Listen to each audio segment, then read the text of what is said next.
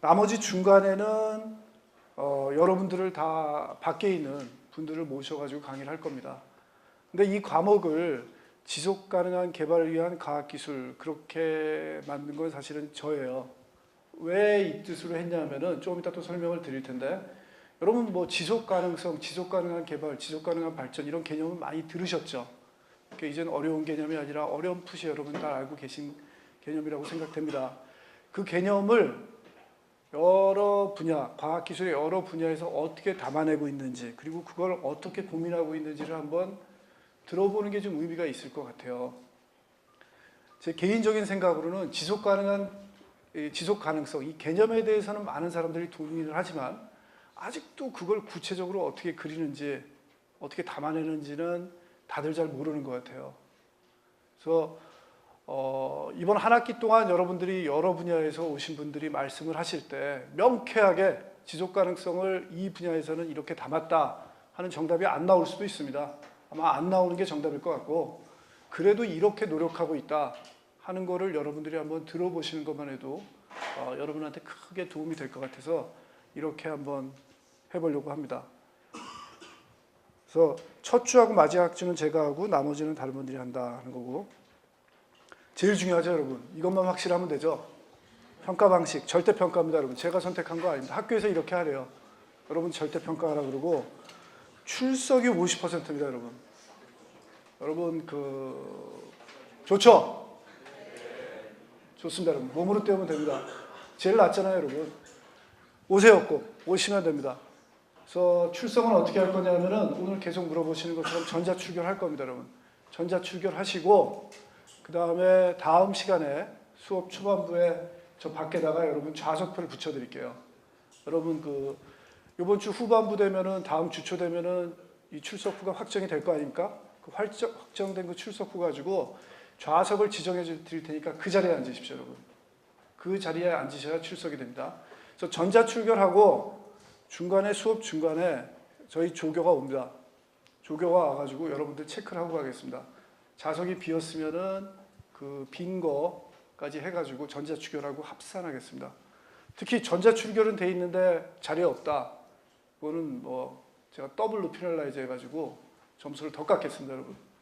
그런 분이잖아요, 여러분. 카드만 대고 곧장 가신 분. 그런 분들은 용서 안 하겠습니다, 여러분. 그래서 계십시오.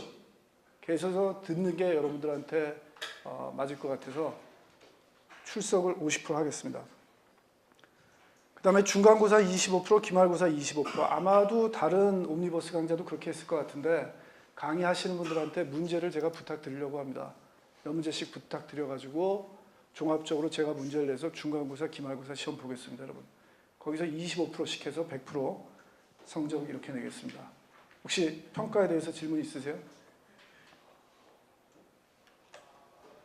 어느 정도 괜찮죠? 이 정도면. 그 다음에 참고문헌. 결국은 지속가능성 얘기를 하는데 여러분들이 혹시 궁금하시다면은 한번 좀 읽어보시라고 이런 참고문헌 제가 저 교과목 개요서에도 올려놨어요. 근데 이 중에서 이 두 번째 거는 별로예요, 여러분. 두 번째 거는 좀 별로고 NSF는 내셔널 사이언스 파운데이션 해가지고 저 미국의 우리나라 연구재단 같이 이 연구를 도와주는 그런 재단에서 나온 문서고 첫 번째 게 괜찮아요. 하버드에서 나온 건데 Readings in Sustainable Science and Technology 해서 이게 좀 괜찮다는 겁니다. 그래서 요거를 한번 보면은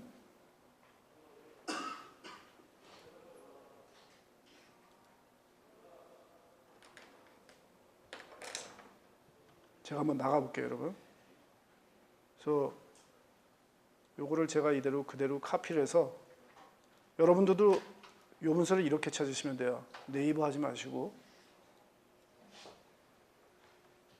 구글 가셔가지고 그대로 이걸 치세요. 이걸 검색을 하시면은 PDF가 그냥 뜹니다, 여러분. 요 PDF 보시면 돼요.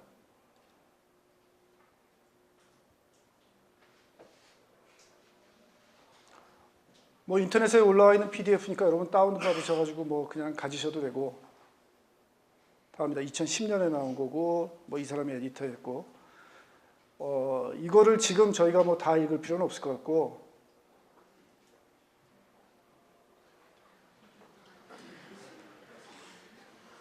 아시겠죠, 여러분? 이 정도는 다 읽으시죠. 저는 모르겠는데 여러분은 아실 것 같아요.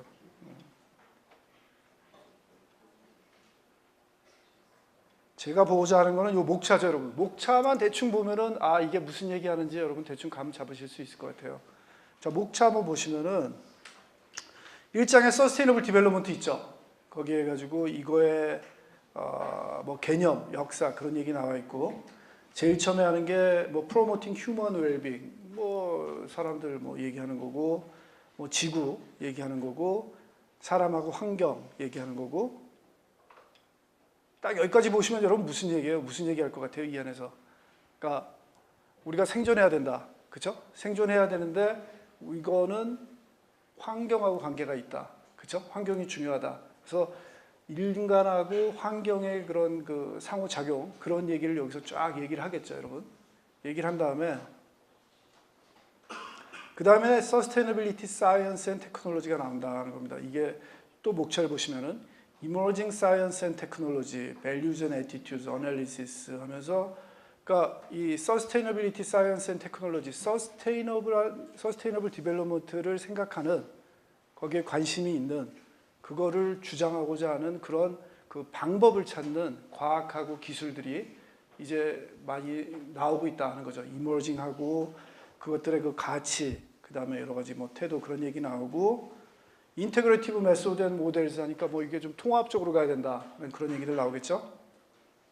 모델이 이런 게 있고, 그 다음에 이런 것들의 솔루션을 찾기 위해서 뭐 여기서 보시겠지만 뭐 population 넘버를 스테빌라이즈 해야 되고, 헬스를 임프루브 해야 되고, 워터 앤 세니테이션 프로바이드 해야 되고, 여러 가지 그 실제적으로 우리가 구체적으로 어떻게 해야 되는지 그런 그 주제들을 얘기를 하고 있는 거죠, 여러분. 그래서 이런 것들을 보시면은 대략적으로 그 분위기는 아시겠죠, 여러분? 그러니까 키워드를 생각하면 뭘까요, 여러분? 지속 가능성에서 이 문서를 쫙 보면은 환경 얘기 꼭 나오겠죠, 여러분?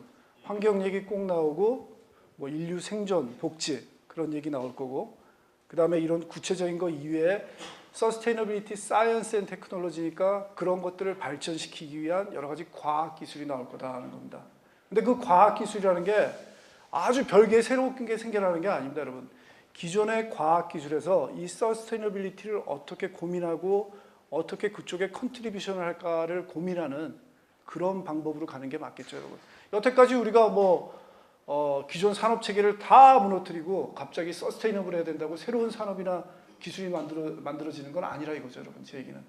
그래서 요 분위기를 보시면은 우리 과목에서 지금 생각하고자 하는 서스테이너블 디벨롭먼트를 위해서 각 분야에서 어떻게 고민하냐, 어떻게 노력하고 있냐, 그런 걸 알아보는 게 이 서스테이너빌리티 사이언스 앤 테크놀로지의 현 주소를 보는 가장 빠른 길이라는 게 여러분 이해가 되시죠, 여러분? 그렇죠?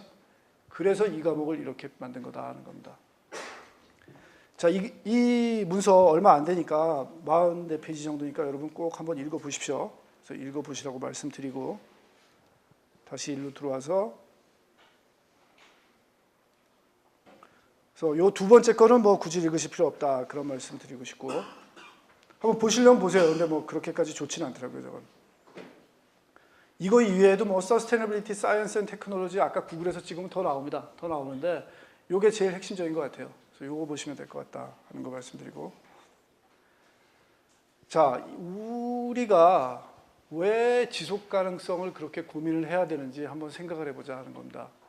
여러분, 우리가 과연 지속 가능한 그런 그 라이프 스타일을 가지고 있는지 한번 생각해 보셨어요, 여러분? 여기서 얘기하는 우리라는 거는 인류 전체가 아니라 적어도 뭐 한번 우리나라만 한번 생각해 보세요. 그렇게 서스테이너블하게 살고 있나요, 우리? 어떻게 생각하세요?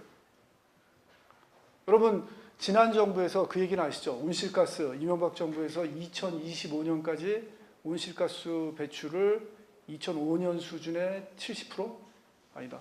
2005년 수준으로 묶겠다 그랬나? 엄청나게 커다란 목표를 지금 던져놨거든요. 온실가스를 진짜 줄여야 돼요, 여러분. 줄여야 되는 약속을 지금 아무도 하라고 안 했는데 혼자 손 들고 세계상 사람들한테 한다고 했어요, 여러분. 이거 안 지키면 혼자 쪽팔린 거죠, 여러분.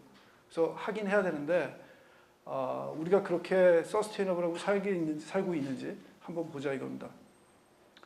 제가 그래서 어떤 자료를 찾아야 될까 막 고민을 했는데 오늘 아침 신문을 보니까 딱 좋은 예가 하나 있더라고요, 여러분. 원래는 이게 아닌데 여기서 제가 이걸 딱 누르면 가게 돼 있는데 안 가네요, 지금은. 그렇죠?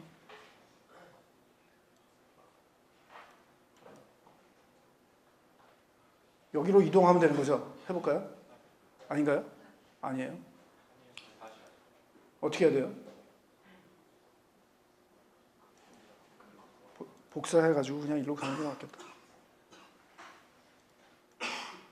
어디 가세요? 어디? 안 돼요. 무슨 화장실이에요, 화장실? 초등학생도 아니고.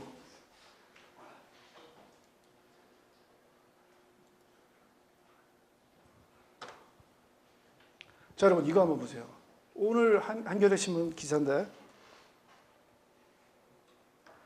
우리나라 에너지 효율이 OECD 34개국 중에 30이다 하는 겁니다, 여러분.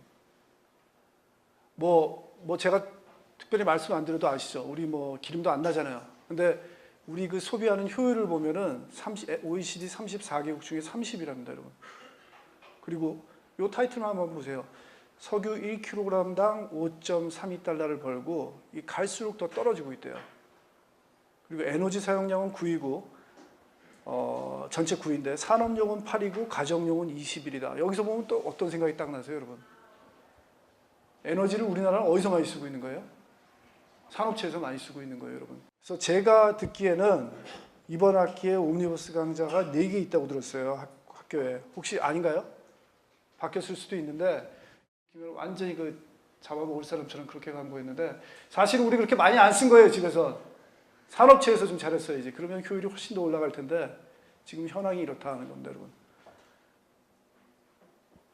요런 거 한번 보세요, 여러분. 인구 1인당 총 에너지 사용량이 OECD 평균은 여기 있는데 우리나라가 이쯤 올라가 있어요. 꽤 높아요, 여러분. 뭐 이거 하나로도 딱 드러나죠. 에너지 원도 없는데 사용량이 이렇게 많다는 거는 결코 서스테이너블하지가 않죠, 여러분. 우리는 계속 기름을 사와야 되는데 많이 쓰고 있는 거예요, 여러분. 자, 이 주거용 그래프를 보시면 아까 얘기한 대로 나오죠. 평균은 여기인데 우리나라 여기 있어요. 집에서는 덜 쓰는 거예요, 우리. 룩셈부르크, 얘네 뭐 하는 거예요, 여러분? 나라도 자는데. 미국은 이해돼요, 여러분. 걔는 원래 태어나기가 그렇게 태어났고 그렇게 사는 나라라서 이해가 되는데 얘는 좀 심한 것 같아요. 그래서 인구 1인당 총 에너지 사용량 보면 와우, 룩셈부르크. 와우, 엄청나네요, 여러분. 뭐 이런 나라도 있지만 우리가 잘하고 있는 건 아니다 하는 겁니다.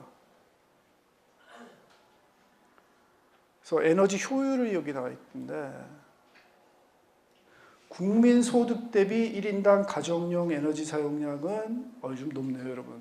국민 소득 대비하면은.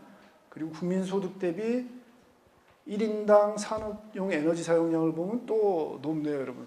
그러니까 버는 거에 비해서 그렇게 효율이 좋다는 건 아니죠, 여러분. 그렇죠? 효율은 상당히 떨어지고 있다는 겁니다. 자, 이 에너지 하나만 보더라도 우리가 그렇게 서스테이너블하지 않다는 겁니다. 이거 말고도 서스테이너블하지 않은 거 여러분 얘 찾아보라 그러면 여러분들 한 100몇 가지 찾아보실 수 있잖아요, 여러분. 숙제 내드릴까요? 네. 자, 그렇게 치사하진 않습니다. 네. 자, 우리가 그렇게 잘하고 있지는 않다는 거죠, 여러분. 그래서 지속 가능성, 이거 다들 고민하셔야 되는 그런 토픽이라는 겁니다. 모르겠어요. 저 나이 때는 그냥 넘어갈 수도 있을 것 같아요, 세상이. 저 뭐 나이도 들었고, 뭐 한 15년 있으면 저도 은퇴하고, 그때 되면은 뭐 여러분들이 책임지실 거 아니에요. 그냥 저는 은퇴 뭐 연금이나 받아먹고 그냥 조용히 살면 되는데 여러분들한테는 더 심한 문제로 올 거라는 거죠. 그래서 제가 고민하는 것보다 여러분들은 이 지속 가능성이라는 거에 대해서 제 머릿속에는 아직도 좀 뿌연 그림 속에 뭔가 있는데 여러분들은 확실한 그림을 가지고 사셔야 되지 않을까 그렇게 생각이 된다는 겁니다. 그래서 더욱더 중요해질 거고 강의는 이렇게 하겠습니다. 그래서 첫날하고 제일 마지막 날 12월 11일입니다. 오늘이 9월 4일이고 제가 합니다, 여러분. 저입니다, 여러분. 사진 잘 찍었죠? 제가 한 작년에 헤어스타일을 좀 바꿨어요. 젊게.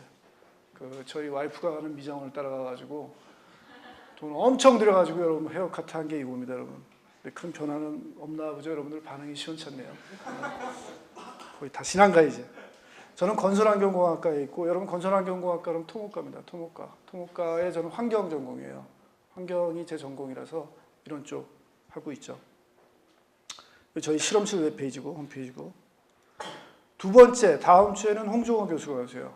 서울대 환경대학원 교수인데 홍종호 교수님은 실은 우리 학교 계셨었어요. 우리 학교 경제학과 교수님이시다가 최근에 버스를 잘못 타가지고 관악으로 옮겨 갔어요. 버스를 잘 타야 되는데 그 번호 하나를 헷갈렸다 그러더라고요. 그래서 홍종호 교수님은 경제학자입니다, 여러분. 경제학과에 계셨으니까 환경경제 하시는 분이고 제가 굳이 이렇게까지 할 필요는 없다 그랬는데 자기 연구실 이름을 또 하기 때문에 저렇게 지속가능 경제연구실로 또 바꿨더라고요. 좀 오버했죠. 네. 다음 주에 오시면은 좀 유치했다고 말씀드리세요. 네. 여러분들이 그렇게 얘기하면 충분히 잘 알아들으실 겁니다. 홍종호 교수님은 최근에 신문지상에 많이 났죠, 여러분. 좀 아세요? 그 4대강 반대 토론하는데 제일 앞장섰었죠. 개인적으로 되게 친해서 얘기를 하다 보니까 자기는 앞장설 생각 전혀 없었다 그러더라고요. 누가 도와달라고 해서 딱 나갔더니 한 1, 2주 지나니까 앞에 있던 사람들이 다 없어졌대요. 자기가 제일 앞에 나와 있더래요. 그래서 어쩔 수 없이 원하진 않았지만 했다 하는 그런 얘기를 하더라고요. 그래서 홍종호 교수님이 다음 주에 오셔가지고 지속 가능한 발전에 대한 이 경제학적인 해석을 해주실 겁니다, 여러분. 개념 자체를 여러분들한테 다시 한번 설명을 해주실 거고, 사실은 이게 경제학적인 개념에서 시작된 거거든요. 그래서 아마 제대로 여러분들한테 말씀을 해주실 것 같고, 그 다음 주에는 산업통상자원부, 여러분 아세요, 여러분? 산업통상자원부? 우리나라 부서들 중에 제일 돈 많은 데 중에 하나죠. 옛날 뭐 산자부 그런 데죠. 거기 창의산업정책관인데 창의산업정책관이면 여러분 뭐냐면 국장님이에요. 그래서 정부 부서의 국장이면은 그 위에 뭐 차관보 되고 차관되고 그런 자리입니다. 여러분. 상당히 높으신 분입니다. 그래서 김학도 국장이 와가지고 창조경제 시대의 고급 두뇌 양성을 위한 정부의 노력. 그렇죠, 여러분? 뭐 공무원 되면 그러시죠. 뭐 어쩔 수 없죠, 여러분. 창조경제예요, 키워드가. 그래서 이렇게 하겠다고 하더라고요. 근데 지속가능성 얘기는 분명히 해주기로 했습니다. 근데 이 김학도 국장이 왜 중요하냐면은 김학도 국장은 업무가 뭐냐면은 우리나라 사람들이 어떻게 효율적으로 어떤 산업을 키우고 어떤 산업을 덜 신경을 써야 이 힘든 국제 경쟁 사회에서 우리나라가 그나마 세계 한 10위대 이런 그 경제 대국으로서 유지할 수 있을까? 그걸 고민하는 사람이에요. 그래서 아주 큰 그림을 잘 설명해 줄 수 있을 것 같아요. 자, 그 다음에는 삼성전자 부사장님이신 김기호 부사장님. 이분 몰라요. 됐죠? 모르는 건 아니고 저희 전자과 교수님들한테 추천을 받았어요. 김기호 부사장님은 저희 한양대 나오셨어요. 한양대 나오시고 박사는 어디서? 박사는 여기 보니까 딴 데 오스틴 미국에서 하셨네요. 그래서 삼성전자의 사장도 많고 부사장도 많은 거 아시죠? 사장이나 부사장급의 또 우리 한양대 출신들 많으세요. 여러분 계신데 저희 전자과 교수님들 추천에 따르면은 우리 김기호 부사장님이 제일 삼성전자에서 실제로 요 지속 가능성에 대해서 딱 고민을 하신 분이라고 그러더라고요. 그래서 김기호 부사장님께서 오셔가지고 IT 쪽에서 다시 한번 요 삼성전자에서 어떻게 이걸 고민하고 있는지 한번 얘기해 주실 겁니다. 그래서 이날도 좋은 얘기가 될 것 같고, 그 다음에는 정재원 전 원장님, 국방기술품질원장님.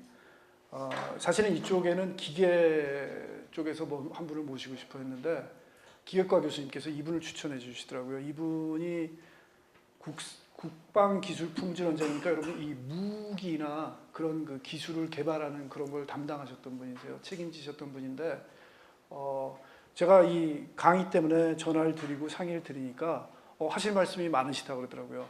국방기술에 대해서 여러분들이 잘못 알고 있는 것도 많고 여러분들을 꼭 고쳐줘야 될 것도 되게 많다고 하시더라고요. 군대 좀 갔다 왔다고 총 좀 쏴봤다고 뭐 국방 기술을 다 아는 척하는 학생들이 많을 것 같아서 원장님께서 오셔가지고 설명을 제대로 해주실 거다 하는 겁니다, 여러분. 어떻게 보면은 이 강의가 되게 재미있을 것 같아요, 저는. 국방 기술이라는 게 뭐 이 경쟁이 좀 없는 데잖아요, 여러분. 그렇죠? 우리가 투자할 수밖에 없는 데고 적절히 뭐 이렇게 단독으로도 사업을 딸 수 있는 데라서 저희가 이렇게 사회적으로 고민하는 지속 가능성 이런 거에 대해서 좀 풀이할 수 있을 것 같은데 꼭 그렇지만은 않은 것 같더라고요. 그래서 이분 강의도 아주 재미있을 것 같습니다. 그 다음에는 이영무 교수님, 역시 우리 학교 부총장님이시죠. 현재 부총장님. 이영무 교수님 여러분 잘 아세요? 뭐 화공과나 뭐 에너지공학과 학생들은 잘 아시겠죠. 사실은 제가 개인적으로 보기에도 현재 우리 학교에서 제일 스타시죠. 그러니까 뭐 부총장이라서 스타가 아니라 이 과학 기술 이쪽에서 여태까지 성과를 생각하면은 가장 앞서 나가는 분입니다. 특히 뭐 여러분 뭐 우리 학교 홈페이지에서 여러분 보셨겠지만 그 멤브레인이 뭔지 아시죠, 여러분? 방막, 아주 얇은 막인데 멤브레인에 대해서는 다 아는구나. 그쵸? 우리 피부 멤브레인이잖아요, 여러분. 이런 거를 그 인공적으로 만드셔가지고 특히 이산화탄소를 분리하는 그런 멤브레인 쪽으로 아주 세계적인 성과를 내신 분입니다. 그래서 그분께서 오셔가지고 에너지 환경 쪽에서 어떻게 지속 가능한 거를 고민을 하는지 한번 얘기를 해주시겠다 하셨고요. 그 다음에 또 역시 우리 학교 교수님이십니다. 우리 학교 교수님 많이 쓰면은 저 자른다 그랬는데 학교에서. 근데 뭐 어쩌겠어요. 뭐 잘리면 잘리는 거지, 그렇죠? 김영수 교수님, 대외협력처장이신데 대외협력처장이라서 모신 게 아니라 여러분 그 김영수 교수님 원자력공학과에 계세요. 근데 특히 요즘 원자력 민감하잖아요. 일본에 뭐 후쿠시마에서 그렇게 계속 뭐 나온다고. 원자력공학과 교수님께서는 이 에너지 문제를 어떻게 보시는지, 그래서 원자력이 과연 지속 가능한 거지, 또 다른 에너지원을 어떻게 보시는지 그런 거 전반적으로 묶어서 한번 말씀을 해주시겠다고 하셨습니다. 사실은 김용수 교수님께서 제가 이 강의를 맡기 전에 과학기술에서 옴니버스 강좌를 하나 하셨었어요. 에너지만 가지고 하셨었는데 무슨 이유에선지 강의를 더 안 하시게 됐다 그러더라고요. 그래서 제가 전화를 드리면서 에너지 한 강의만 좀 해달라 그러니까 너무 좋아하시더라고요. 기꺼이 와서 해주시고 김영수 교수님께서는 이런 강의를 아주 적극 찬성하시는 분이세요.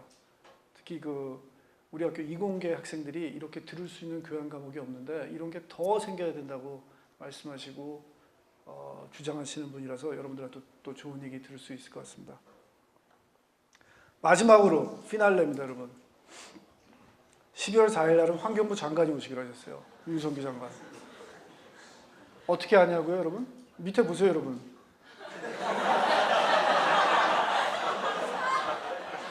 그리고 저희 과에서 박사학위 받으셨고 제가 논문심사위원장이었어요, 여러분. 제가 전화 드리면 오셔야죠, 그렇죠? 근데 제가 다른 강의는 하나도 불안하지 않은데 이 강의 하나가 좀 불안합니다, 여러분. 왜냐하면은 잘 아시겠지만 여러분 잘 모르시죠, 사실. 10월, 11월은 이 국정감사를 하기 때문에 언제 불려가실지 모른대요. 그래서 12월에 잡긴 잡았는데 이때도 조금 불안하시다 그러더라고요. 그래서 혹시 못 오시면은 제가 대신 해야 될 수도 있습니다, 여러분. 그래서 저를 한 번 더 보셔야 될 수도 있다 하는 거 말씀드리고, 근데 윤 장관님께서는 분명히 오시겠다고 말씀하셨고 후배들한테 와서 강의하시는 거 아주 영광이고 개인적으로도 영광이고 꼭 하고 싶다고 말씀을 하셨습니다, 여러분. 그래서 오시면 좋은 강의가 될 것 같습니다. 근데 여러분 제가 깜짝 놀랐어요.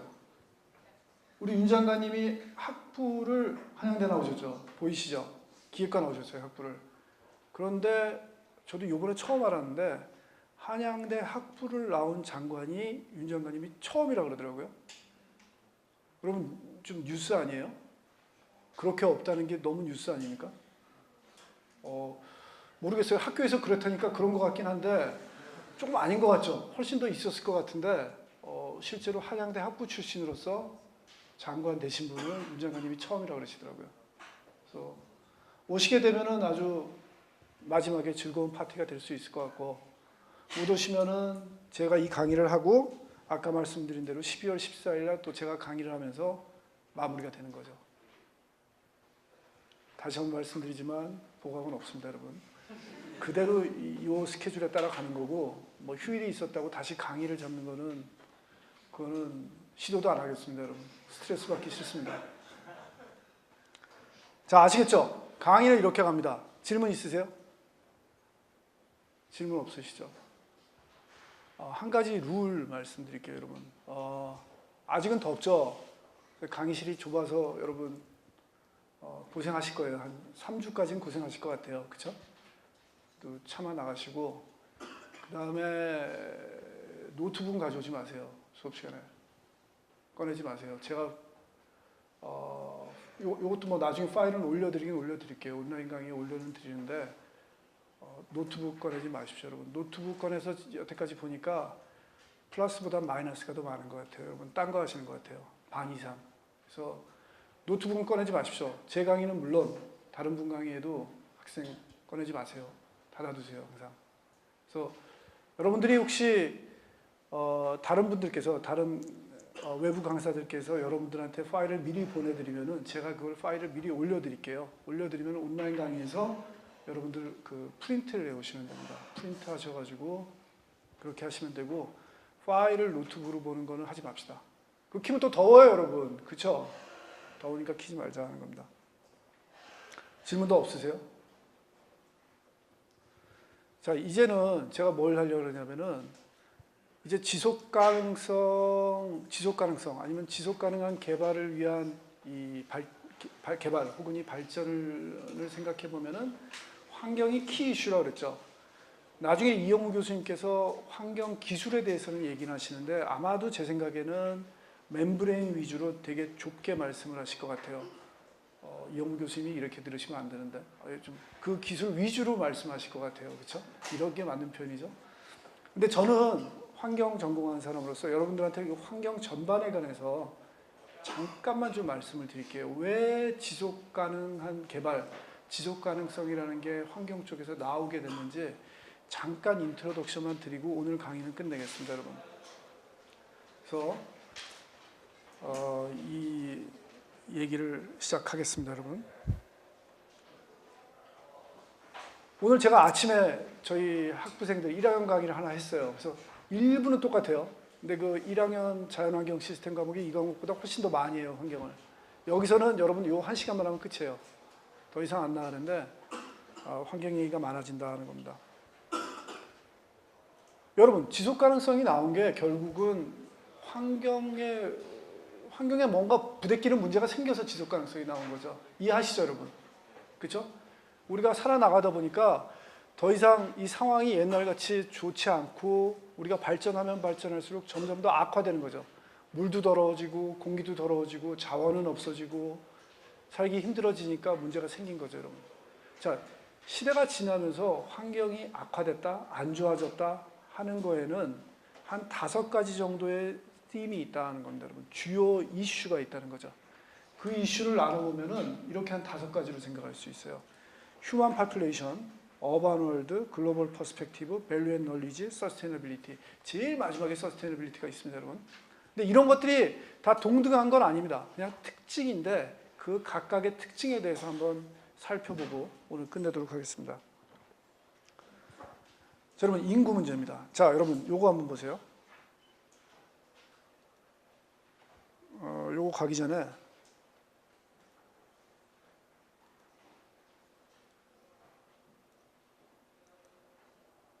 이거 아니라 그랬는데 아까 복사.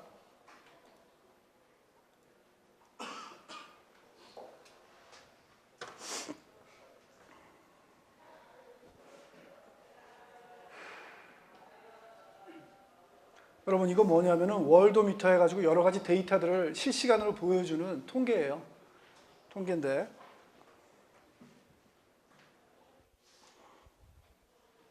자, 여러분 지금 세계 인구가 이렇게 늘어나고 있는 거예요. 불러주세요. 현재 시간 적읍시다. 얼마? 7, 1, 7, 6, 6, 8, 7, 0, 3. 이때 막 부르기 힘들어지는 거죠, 여러분. 아무거나 하나 부르세요. 9 합시다. 오케이? 지금 몇 시죠? 3시 40분입니다.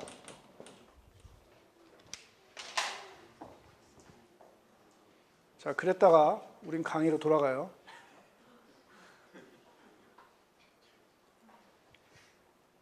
여러분 대충 눈치채셨겠지만 사람이 저렇게 빨리 늘고 있어요. 무슨 얘기예요? 우리나라 인구 준다며, 그렇죠? 인구가 줄진 않아요. 아직 우리나라도 인구 증가율이 늘어지고 있는 거죠, 여러분. 그게 줄어드는 거지 인구가 줄지는 않습니다. 근데 뭐 상당히 심각한 것처럼 얘기하는데 아까 그 숫자 보셔서 아시겠지만 엄청나게 사람이 늘고 있어요. 현재 시간에도. 자, 사람이 늘었기 때문에 사실은 어떻게 생각하면은 환경 문제가 생겨난 겁니다, 여러분. 자, 무슨 얘기죠? 옛날에는 우리 밥 안 먹었나요? 그리고 화장실 안 갔나요? 옛날에는 뭐 세수 안 했어요. 좀 덜 했을 수도 있죠, 여러분.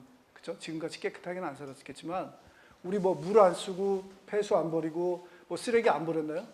뭐 좀 덜 버렸을 수도 있겠지만 뭔가 버린 건 있었죠. 옛날에도 지금 사람이 사는 거하고 비슷하게 살았을 거예요.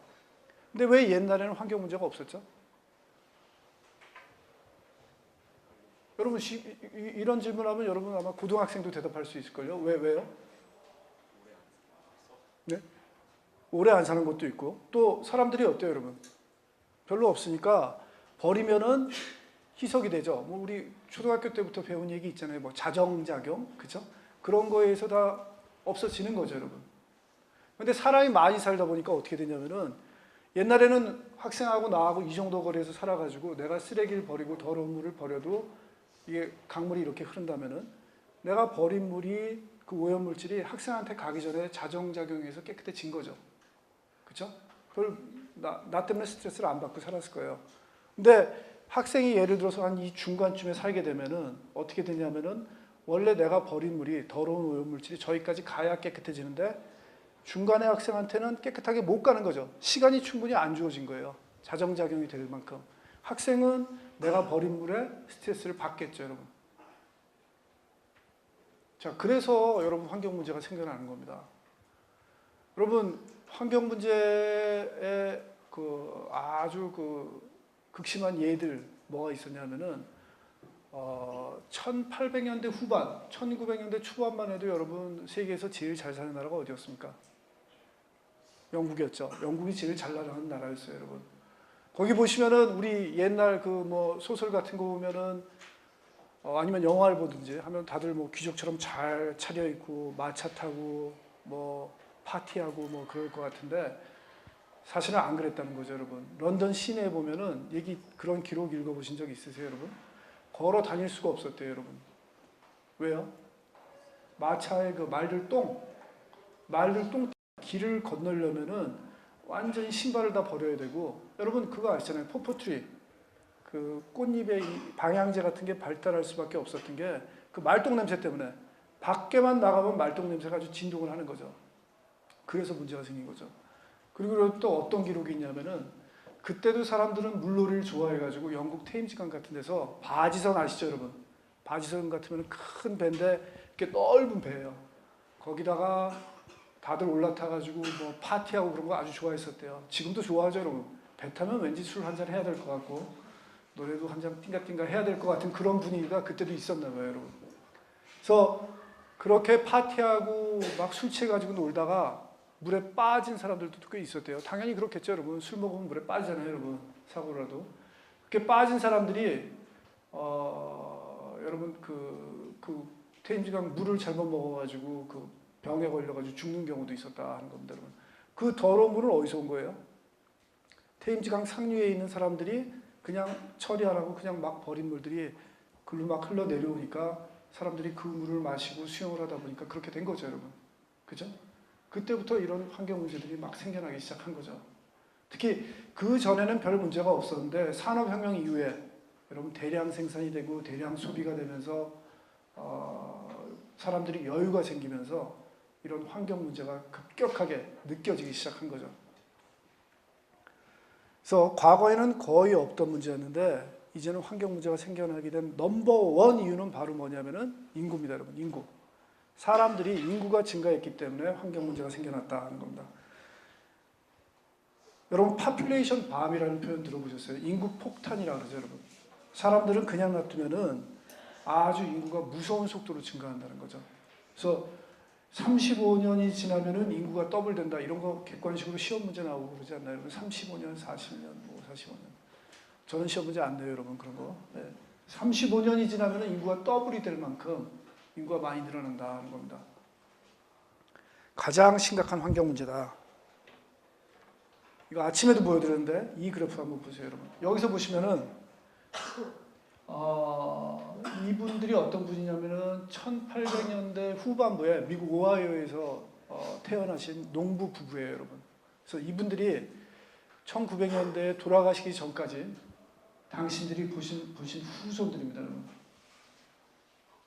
두 분이 7명의 자식을 낳고 그 7명의 자식이 부부당 몇을 낳은 거예요, 여러분? 9명을 낳네요. 그죠? 자식 하나당 9명을 낳았어요. 그 다음에 그 손자들이 아직 풀리 다 안 난 것 같아요. ING인 것 같아요, 그때. 그래서 346명밖에 안 되는데 저 정도 낳았다는 겁니다. 요 증가 양상을 보세요, 여러분. 전형적인 지수함수죠. 그죠? exponential growth. 35년에 더블 되는 그 그래프를 여전히 딱 보여주고 있다는 겁니다. 사람들이 하면은 이렇게까지 할 수가 있어요, 여러분. 아침에 말씀드렸지만 여러분들은 늦었어요. 시작 안 하셨다면은 괜히 따라가려고 그러지 마세요, 여러분. 좀 빨리 시작하셨으면은 가능할지 모르는데 여러분들은 쉽지 않을 거다라는 겁니다. 엄청나게 날 수가 있고 이게 1800년대 후반에 나서 19세기에 산 사람이 이 정도인데 지금이면은 여러분 훨씬 더 많이 잘 날 수 있는 거죠. 마음만 먹으면. 안 낳겠죠. 많이 안 낳겠지만 지금은 의료기술이 더 발달해가지고 이때보다도 훨씬 더 생존율이 높잖아요, 여러분. 더 애들이 잘 살아남고 인구가 더 늘어날 수도 있다는 겁니다. 이게 넘버원 환경 이유입니다, 사실은. 환경의 문제. 자, 인구가 늘어나면은 안 좋아지는 거는 이런 아프리카 아니면 뭐 방글라데시 그런 데 케이스를 보면은 저 사이클로 가는 거나 미래에 만약에 우리가 통제를 안 하고 인구가 계속 늘면은 이렇게밖에 갈 수 없겠다 하는 걸 그대로 다 볼 수가 있어요, 여러분. 아프리카에 일부 내전이 일어나는 국가들 있죠. 그런 국가들을 보면은 특징이 딱 요 사이클입니다, 여러분. 무슨 사이클이냐면 인구가 증가해서 식량이 부족해져 가지고 그 다음에 농토가 모자라니까 산에 가가지고 더 개간을 하는 거죠. 농지 확보를 더 하는 거죠. 그러다 보니까 산림이 파괴가 되고 산림이 파괴가 되면은 가뭄이나 홍수가 나면은 물을 더 리테인할 수가 없잖아요, 여러분. 그대로 그 영향을 받아가지고 산지에 있는 농지도 망가질 뿐더러 평지에 있는 농지까지 다 망가지는 거죠. 식량 생산이 안 되는 거예요.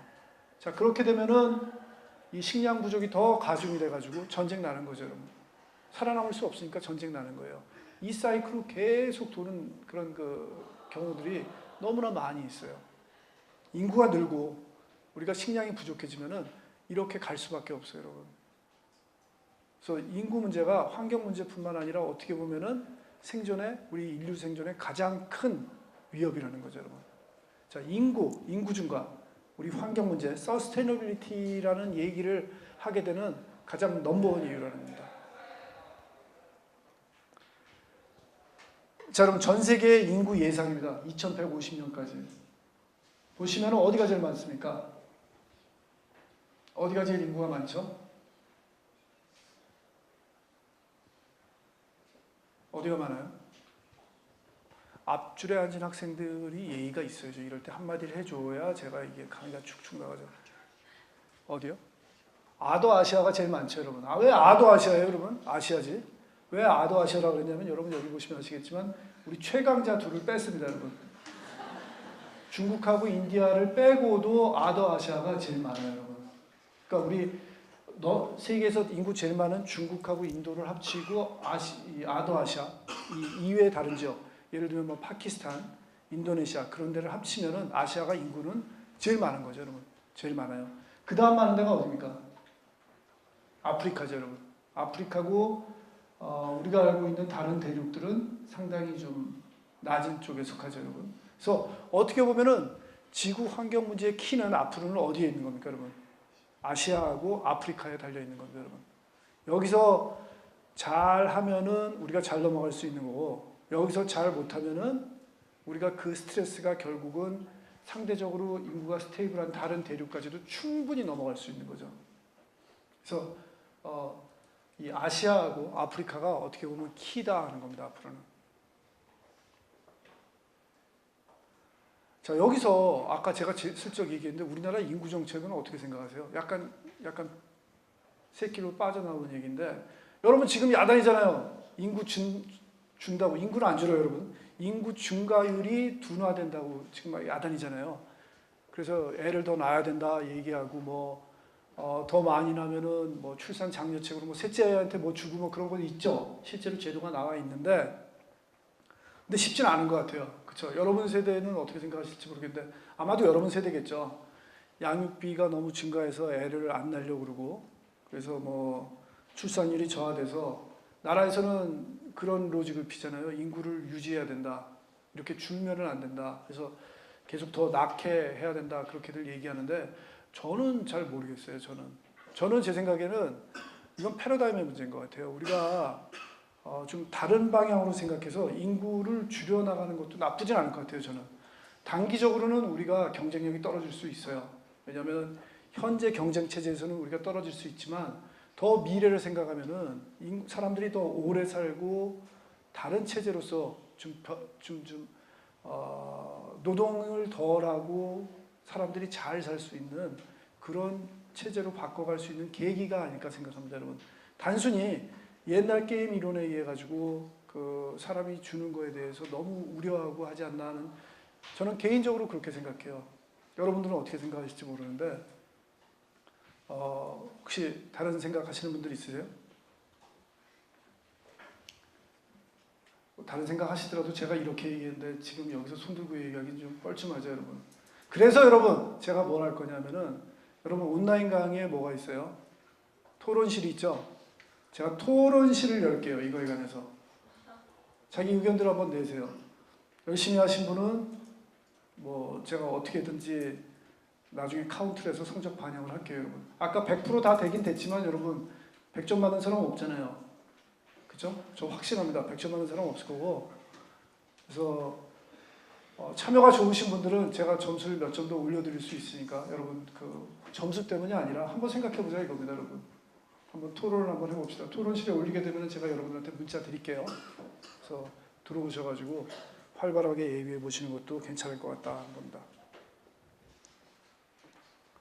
자, 그 다음에 지금 환경의 특징은 뭐냐면은 전 세대에서 볼 수 없었던 것 중에 하나가 어바널드라는 겁니다, 여러분. 도시화라는 거죠. 사실은 어떻게 예상했냐면은 한 20년 전만 해도 이렇게 예상 안 했었어요, 여러분.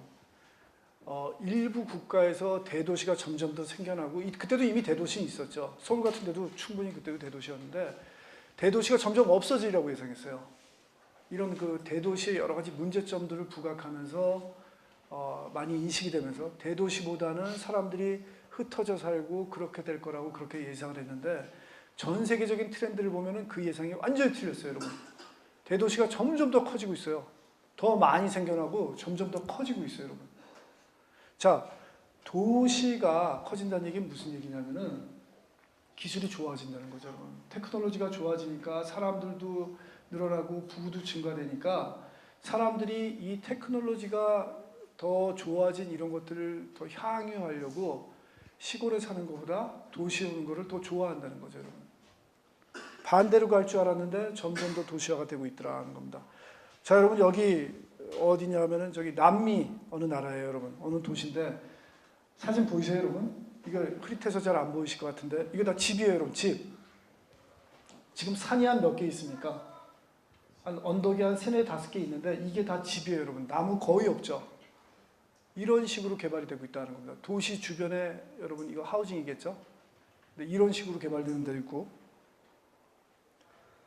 여기는 인도인데 여러분 도시가 살다 보면은 사람들이 모이다 보면은 아까 전 그림에서 보신 것처럼 여기는 상당히 좀 좋은 주거지인데 상당히 열악한 주거지도 생기죠, 여러분. 이 주거지 보시면은 저쪽 앞 그림에서보다는 훨씬 더 좀 열악한 환경이고, 이쪽에 여러분 물 보세요. 물론 이 램프가 되게 안 좋아가지고 색깔이 잘 안 나오겠지만 그래도 이 색깔은 잘 잡았어요, 여러분. 제 파일에서도 이 물 색깔은 초록색이에요. 여러분 잘 아시는 그 녹조, 그죠? 여러 사람들이 버린 그 폐수 같은 것들이 들어가가지고 녹조가 생겨나고 이런 현상이 생겨나는 거죠, 여러분. 좋은 면도 있지만 안 좋은 면도 이렇게 생겨난다는 거죠. 사람들이 모여 살다 보면. 자, 여러분 너무나 잘 아시죠? 두바이 가보신 분 있으세요? 전 못 가봤는데. 두바이가 그렇다면서요. 원래 이렇게 진짜 여기 이 사람이 그물로 이렇게 하는 것처럼 어촌이었다면서요. 조그만 어촌 마을인데 이런 건물 짓고 그렇게 갑자기 생겨난 도시잖아요, 여러분. 오일머니 해가지고. 여러분 이거는 뭐 잘 아시죠? 요즘은 약간 희청된다고 하던데 뭐 이렇게 해가지고 인공섬을 만들어가지고 이거 다 분양한 거 아닙니까? 이게 다 개인들 집이죠, 여러분. 개인들 집을 이렇게 바닷가에다 다 만든 거죠. 뭐 아주 화려하고 좋다 그래서 한 몇 년 전까지만 해도 우리도 두바이를 닮아야 된다 하면서 엄청나게 많은 사람들이 가서 공부하고 두바이 얼마나 많이 얘기 드렸습니까, 여러분. 그 두바이 도시의 아주 전형적인 예죠. 길 보세요, 여러분. 엄청나죠? 여러분 딴 거 보지 마시고 요 차선을 보세요. 여기 지금 편도가 몇 차선이냐면은 4차선이에요. 편도 4차선, 왕복 8차선에 옆에 요 사이드 도로가 또 2차선이에요, 여러분.